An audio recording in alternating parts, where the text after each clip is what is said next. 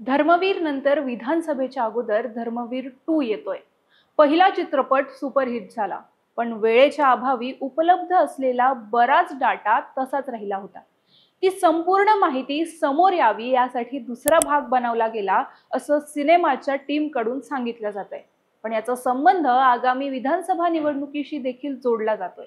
कारण पहिल्या भागात असे काही प्रश्न मुद्दामून मागे ठेवले गेले होते की त्यानंतर बदलणारं राजकारण आणि विधानसभा निवडणुकीच्या वेळी ते उपयोगी आणता येईल असं बोललं जातंय। या चित्रपटाच्या अनुषंगाने राजन विचारे यांचंही नाव चर्चेत येताना दिसतंय।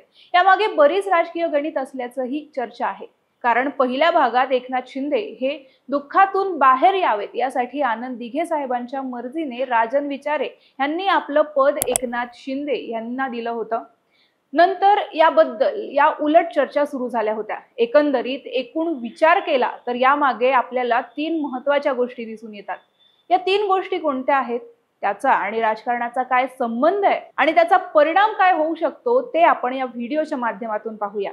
पण त्या अगोदर आपण अजूनही आपल्या महाराष्ट्र भूमीच्या YouTube चॅनलला सबस्क्राइब केलं नसेल तर आता सबस्क्राइब करा। नमस्कार, मी मनस्वी। आता या संदर्भात पहिला मुद्दा म्हणजे राज ठाकरे।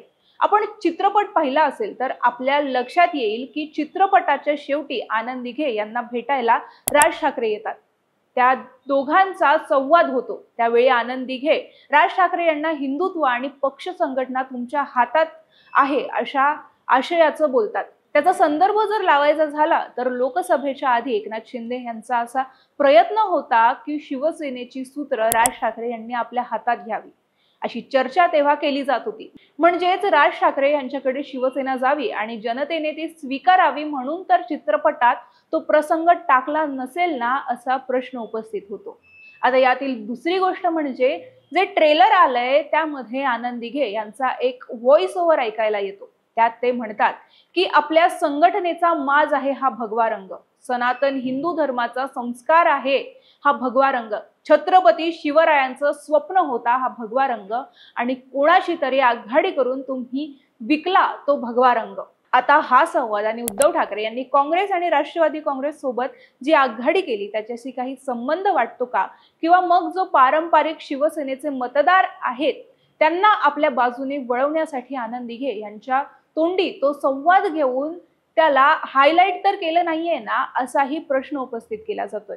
आता यातला सगळ्यात महत्त्वाचा आणि तिसरा मुद्दा म्हणजे आनंद दिघे साहेबांचा मृत्यू।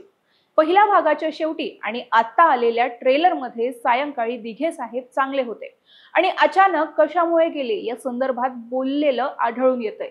म्हणजेच ते जायच्या अगोदर नेमकं कोण कोण भेटायला आलं, त्यांचा काही संबंध होता का या संदर्भात प्रश्न उपस्थित होतात। सोबतच एक दाढीवाला बेसावध होता पण जाताना दुसऱ्या दाढीवाल्याला सावध करून गेला हा संवाद देखील पाहायला मिळतो। यामध्ये दुसरा दाढीवाला म्हणजे एकनाथ शिंदे। आता जाताना कोणती सावधगिरी एकनाथ शिंदे यांना बाळगायची सांगितली या संदर्भात देखील प्रश्न निर्माण होतो। या सगळ्या समीकरणात ज्या लपलेल्या 3 गोष्टी आहेत त्या चित्रपट प्रदर्शित झाल्यानंतर समोर येईलच, पण याचा प्रभाव विधानसभा निवडणुकांवर देखील नक्कीच पडू शकतो असं बोललं जात आहे। आता खरोखर हा चित्रपट विधानसभा निवडणुकांच्या पार्श्वभूमीवर का आणला जातोय याबद्दल तुम्हाला काय वाटतं नक्की कमेंट करून सांगा। धन्यवाद।